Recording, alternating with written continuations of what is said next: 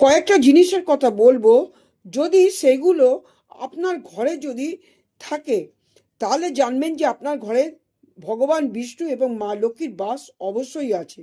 যদি না থাকে তাহলে ভাববেন হয়তো সেরকমভাবে নেই।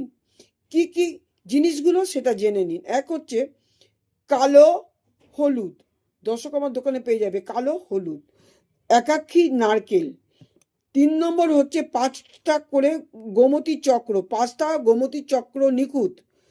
কালো কড়ি, কালো কড়ি আর সুদর্শন চক্র পাথরের। কালো কড়ি আর সুদর্শন চক্রটা হচ্ছে পাথরের। এই 5টা জিনিসকে, এই কটা জিনিসকে আপনি ঘরের বিভিন্ন জায়গায় আপনি রাখুন।